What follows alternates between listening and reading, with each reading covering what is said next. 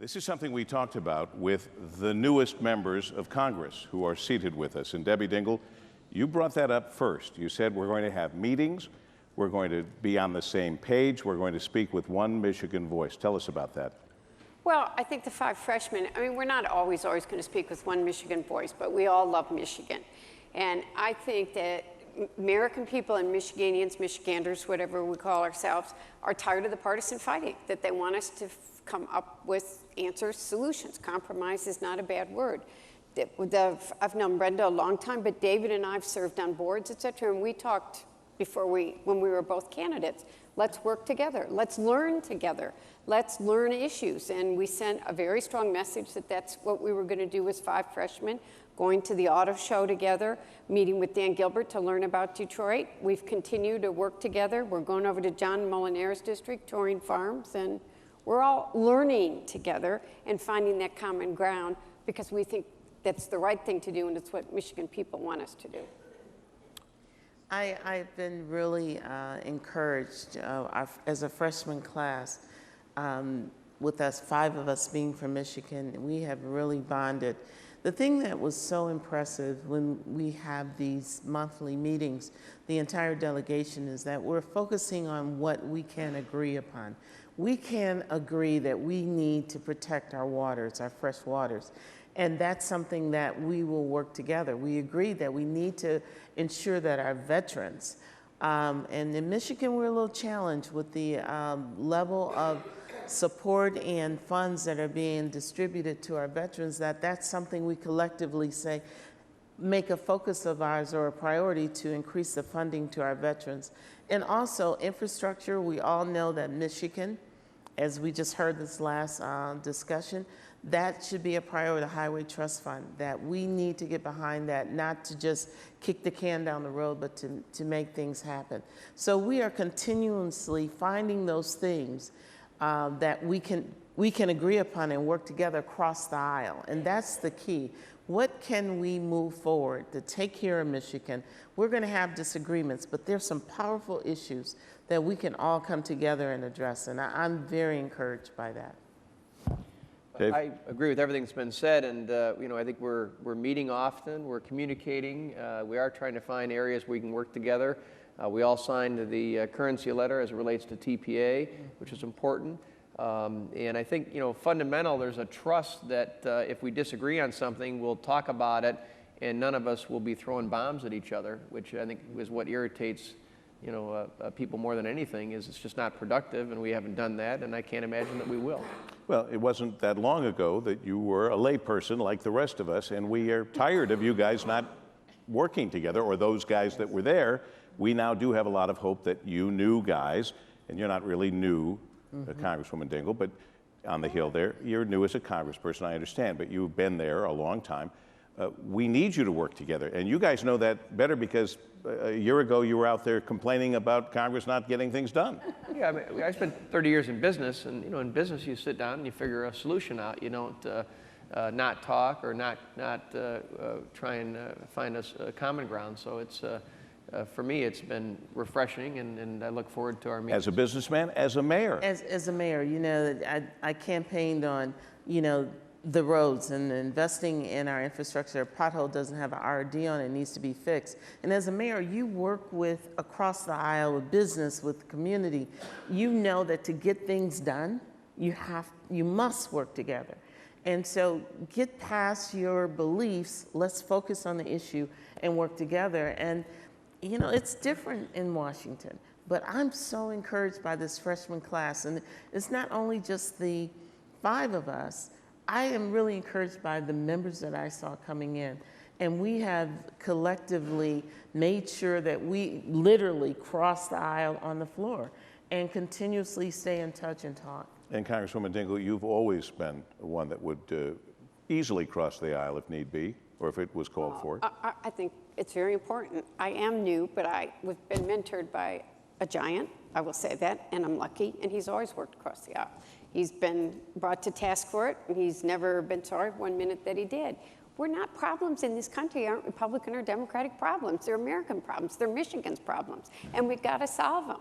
And a lot of times, David and I, our districts are close, we learn about issues together.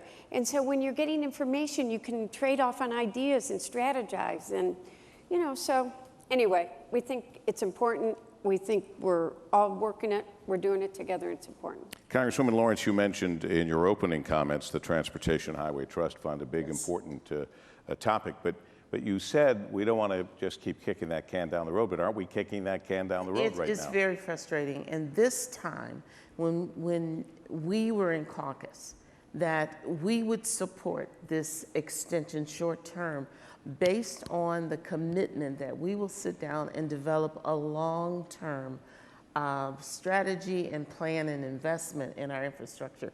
We are so challenged in America, and those of us who travel abroad, I had the opportunity to go to Saudi Arabia, and the investment that Saudi Arabia is putting in their infrastructure. Now we know it's not just roads and bridges, it's our ports, it's our rail system. And we in America, as we have all this innovation, these amazing R&D that's going on, we must invest into our infrastructure. I just signed a bill talking about working together. Candace Miller, who has been amazing and a mentor to me, Candace Miller and I co-sponsored a bill to introduce the technology where the road will talk to the car. Now, we're going to have this amazing technology on these lumpy, broken roads. Come on, let's So some of the language the cars might be using might not be suitable for an audience like this. The cars might say something really bad. Cars too, well, that's unspeakable, yeah. But let's. But you did talk about, Congressman Trott, back on point, you have talked about the fact that we are just kicking this problem down the road. Yeah, I mean, let's be realistic on what's happening. So we've extended the Highway Trust Fund until July 31st. That date is not just any random date. On July 30th, we break for 5 weeks. So there's no long-term solution that's going to come to pass in the next 2 months. And So they passed the extension to go one day after you leave. Well, we've done this repeatedly. We did it with Homeland It's a Security. pattern. You know, This is not a good pattern. Yeah, we saw it with Homeland Security. We've seen it with SGR for 17 years. But they solved FDR. After 17 years. But we're gonna see another short-term fix beyond July 31st, and it's no way to run a rodeo. So I don't believe, we all agree. And let's all put pressure on both of our leaderships Absolutely. to try to solve that. I would want to say that. I would also say that there was a letter, I'm not on it, maybe a staff person or two heard about the fact that I didn't see it till afterwards. But I'm told, over 300 signatures, Republican and Democratic, and my heart is on it, that we need a 6-year solution, that we have to stop. You know, I'm not going to not vote to extend the Highway Transportation Fund because we can't do that to the states. We cannot be that irresponsible that they're not going to know that the money's coming in that they need to fix the roads. But you have a bipartisan group in the House all saying, this has got to get solved. And it's complicated. You know, one of the things that people don't realize, there's less money going into the Highway Trust Fund because autos have become so fuel efficient. That's great. That's a win out of Michigan. But that means people are using less gasoline and less money's going in. So we got to think about how we do this differently. Well, Debbie, I also want to say in the bipartisanship, I reactivated the Mayor's Caucus. So we have a number of members of Congress who were previously mayors. And as mayors, one of our major focuses is infrastructure. And that is something we're bringing them together. And we'll have briefings on this Highway Trust Fund and use that body as previous mayors and in a bipartisan way to push that we must have a long-term fix for this. And it's not acceptable for us in America. And wake up. And we've got to do the work. We have to do the work. Secretary LaHood said that Highway Trust Fund is broke. We have the fact that this thing that started in 1956, I believe, was to fix highways. And somewhere along the way, as the Wall Street Journal just pointed out in the last week or so, we're taxing for highways, but we're paying for bike lanes. And with all due respect to bikers and people who like to ride their bikes, we have to understand that most of us, we the people, are going to be willing to pay a little extra if we know that the money actually goes just to fix and maintain the roads. That goes federally, that goes in our state situation with the arguments in Lansing right now. Absolutely. We all agree. Well, then let's just all go home. But you know what I'm going to say? Rather than sit up here, you all need to tell your state legislators to get some balls. You got to tell them that they've got to, I'm sorry, they didn't know what they were doing. The voters, when's the last time you saw a referendum go down by 80%? They didn't know what they were voting on. We've got the same response, I get emotional on this, that we've got the same responsibility. If we do not want to be a third world country, we've got to fix our roads and infrastructure. So we've got to figure out how we're going to do it. We've got to work with the American voter, and we've got to do it. That's what you elect us to do, solve problems. It's one we've got to solve. And Paul W., another issue. I get emotional when she uses the word balls. And I'm concerned that I have to be up here for 19 more minutes rather than getting out and getting the T-shirts printed as a quote from Congresswoman Dingell, America, get some balls. Another missed business opportunity, yes? There's another issue, too. When we talk about the Highway Trust Fund, we must increase it. If we approve it, we're just patching the existing infrastructure we have.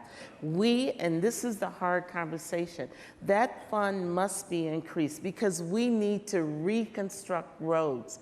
If we just approve this and say we're going to extend it for 6 years, our infrastructure will just decay in front of us. So this is a bigger issue than just allocating the existing budget. I know that you feel very strongly, all three of you, about the Trade Priorities Act. This is an act that expired in 2007. It's 2015. Tell me what this is all about and why all of a sudden it's very important to you. Well, I think, I'm a free trade guy, so, TPA moves the ball forward in that regard, and I'm generally supportive, but we have a unique problem here in Michigan because the TPA and potentially the TPP has no currency protection to it, and the recourse doesn't seem to have enough teeth in it, so there's real concern, particularly on the part of the automotive companies, that as we move forward on the vote, and there'll probably be a vote next week on TPA, that it's given the president authority, but it's really not taking care of our region, and so it's important for us to be able to write the rules and not have China do it. So I understand the significance of it, and I think that other countries in Southeast Asia, Vietnam, and the Philippines are looking to the United States for leadership and for more economic opportunity because they're afraid of China. So I think in the big picture, it's an important step forward, but. For us in Michigan, it's a particular problem because of the currency issue, and the currency issue is significant. It's $5,000 to $10,000 a car, so it's not something that can be overlooked. And I had a conversation with Secretary Liu, and they seem largely ambivalent about the currency issue and the administration. Why are you laughing? Wait a second. There's a reaction here. Because Secretary Liu looks at me and is like, could you leave the room and not talk to anybody for months?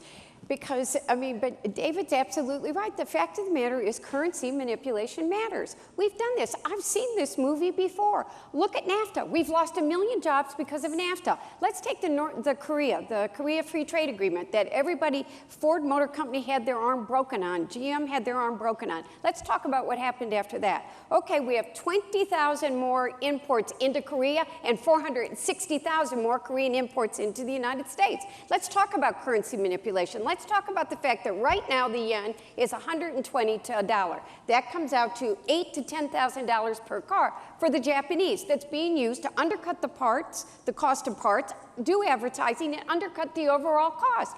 Toyota last year made more money in currency manipulation in this market than Ford Motor Company did in its worldwide production. I know, and so do these guys, the American auto worker. We need to compete and can compete in any world marketplace. We build the best product there is, but we cannot compete against the Bank of Japan or the Japanese government, which has a total of 6% penetration, 6% of European, Asian, and domestic cars. They have trade barriers. We need a level playing field, and we need a United States government that's going to stand up for the American worker.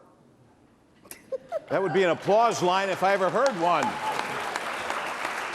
Come on, we're doing what we're doing here. You have to follow along. How do you now, really Congressman feel? Trott, where were you? Yeah, Paul W., I also want to say, as we talk about the currency manipulation, as I'm constantly approached about where I stand with this, any of us who have lived through the NAFTA agreement understand that this is about jobs, this is about our economies. We literally saw factories and unemployment grow in our country and in this state as they grew in other countries, Mexico and other places. And it was a direct result of those trade agreements. Are we really committed to, in Michigan, and this delegation has proven that we're standing strong together, that we are committed to protecting our own industry and our country and our jobs. And I told one reporter, this is a clear example of putting the mask on yourself first before you help others. Trade deals should be one that benefits all the industries, and this is not the case. This is not what we're being presented with, and that's why we must stand strong and get the currency manipulation issue addressed. And I'm all about protecting our jobs and protecting protecting America's economy. But it's worth noting, you know, that trade probably is responsible for up to a million jobs in Michigan. So, so you know, trade is a good thing for the Michigan economy. It's a good thing for Michigan jobs.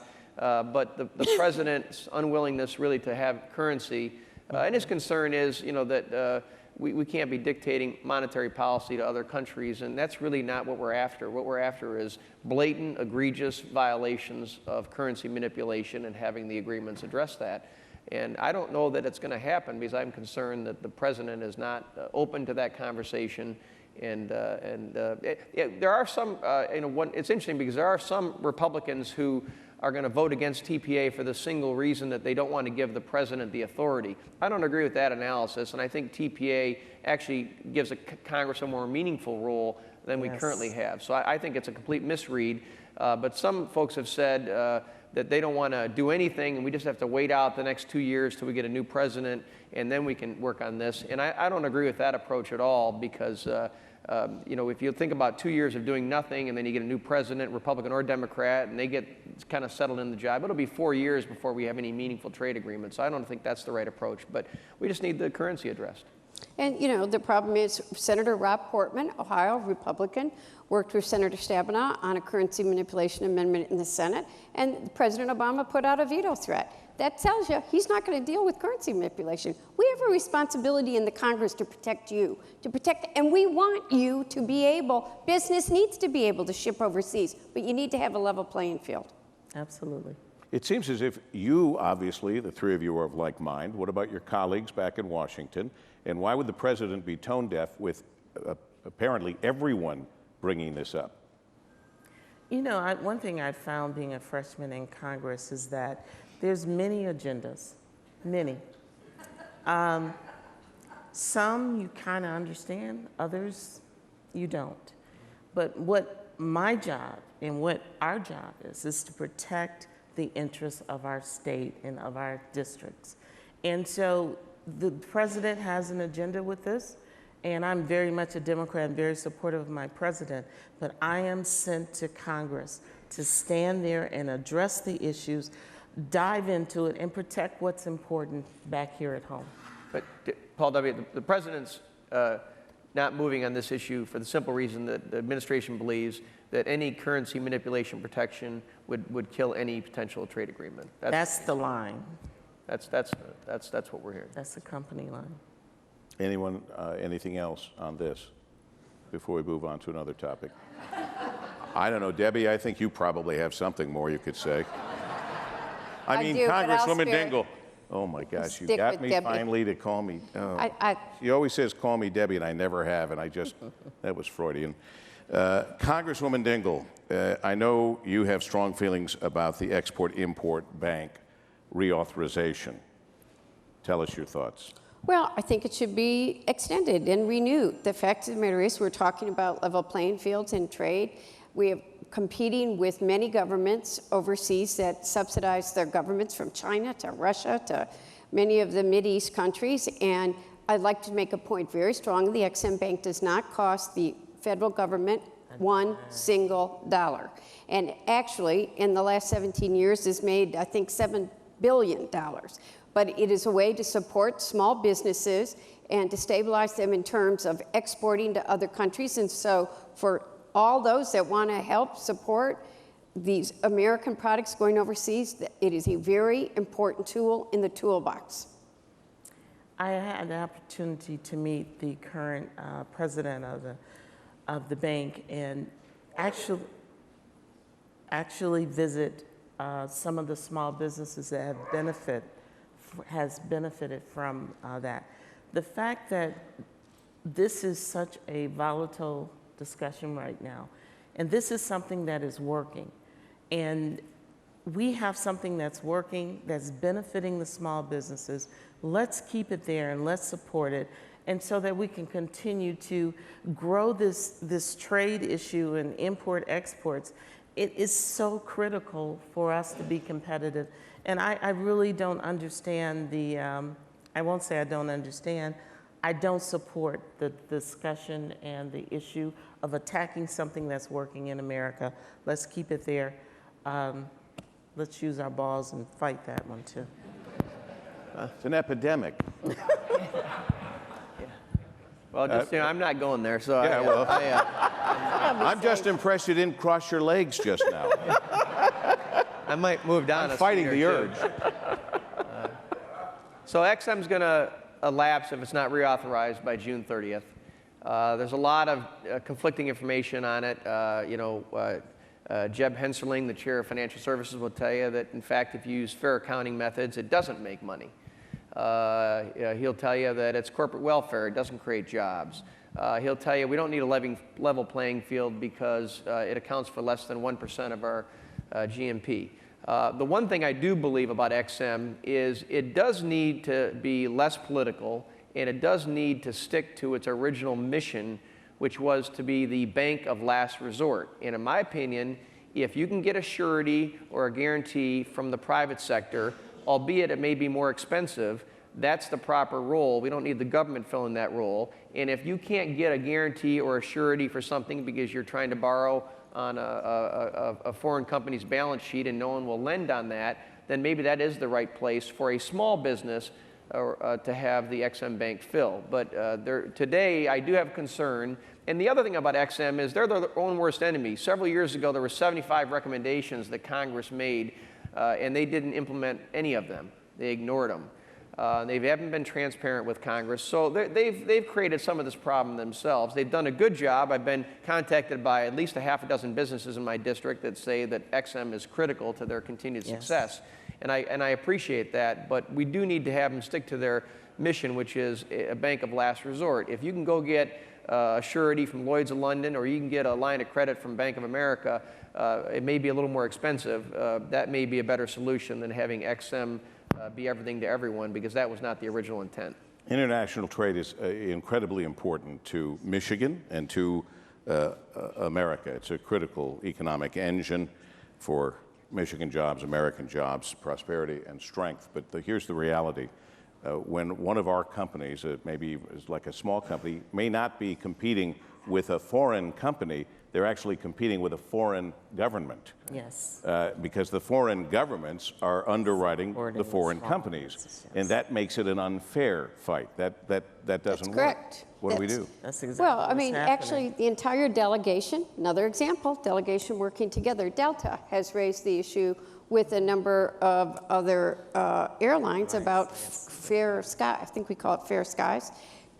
Fair skies. And the fact of the matter is, you've got a couple of governments in the Mideast that are underwriting the airlines over there and reducing the costs for consumers. And Delta and American Airlines, and I forget the third, have raised the issue. It's an unfair trade advantage, and they have filed a complaint with the federal government. Every member of the Michigan delegation, I think Justin Amash may not have, but has signed that letter in a very bipartisan way. We need to protect our businesses. We are here to protect you. That's our job, not to get in the way, not to be bureaucratic. I actually agree on every point David raised about the bank. We do need to look at what those issues are, but we need to protect our businesses. You create jobs. We need to have a stronger partnership with business, Democrats and Republicans, and we need to look at these issues. Some pretty serious issues brought up, noting that 1982 to 1995, the Export-Import Bank operated at a loss every year. In 1987, the XM's chairman was granted a $3 billion bailout from taxpayers by the U.S. Treasury after many years of running significant losses. The bank's portfolio was essentially a third of the size it is today, and additionally, from 1992 to 96, the bank received multiple bailouts totaling nearly $10 billion. And over and above that, there has been some So what Republican corruption, wrote some that? bribery, and are these not factual? But my facts all say that it's not costing the government anything. So, but we'll look at it. I mean, but there are Michigan businesses that it is helping greatly. But to your point, there are half a dozen people that I think have been indicted or are under investigation at XM. The default rate in the last 9 years has not been a problem. The Yeah. default rate is like 0.2%, so it's a de minimis problem in the grand scheme of things.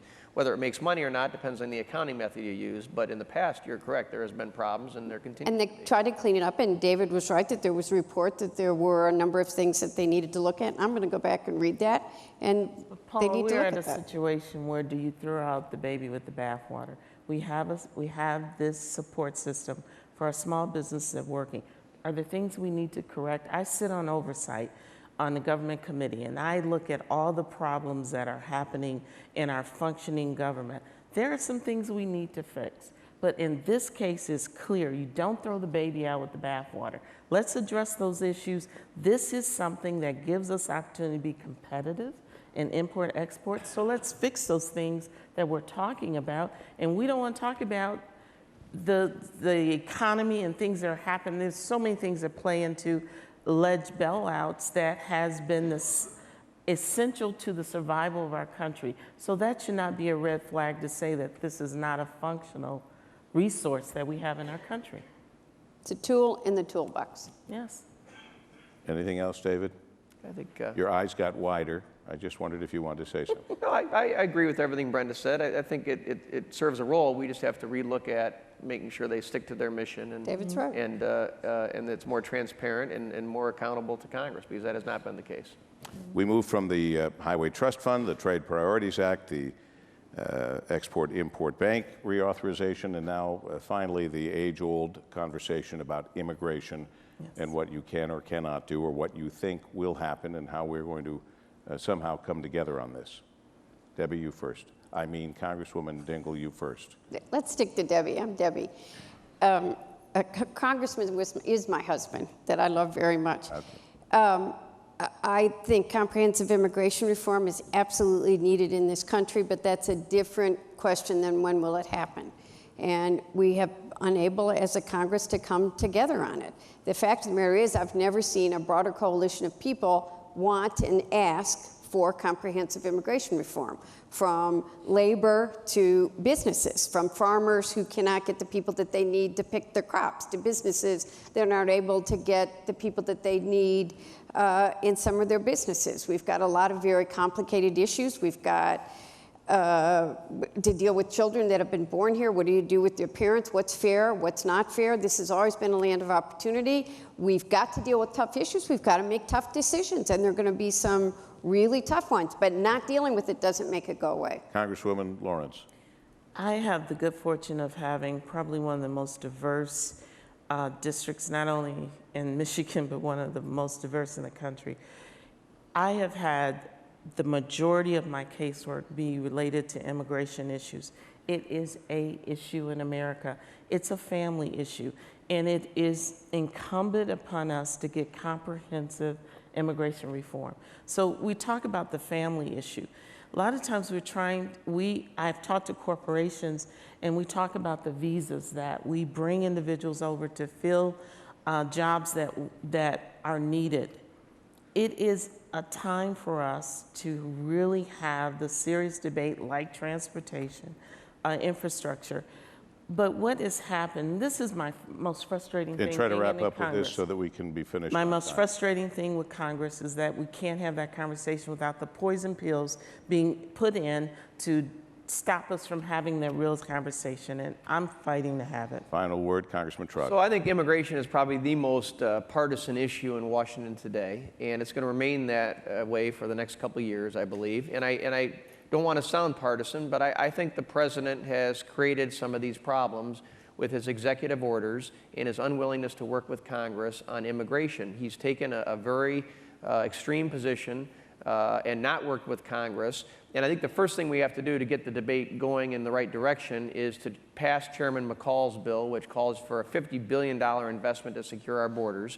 You know, in 1986, Ronald Reagan gave 3 million immigrants amnesty and never secured the borders. And we need to do that so we can start with a baseline that we can start to work on immigration issues. And I wish we solve them. had more time. I know I just Congresswoman want to Lawrence say, is- I applaud the president for doing something because we were doing nothing. So I applaud him. Let's get to work. I hope you've enjoyed our conversation with our newest congressional delegation. Thank you very much.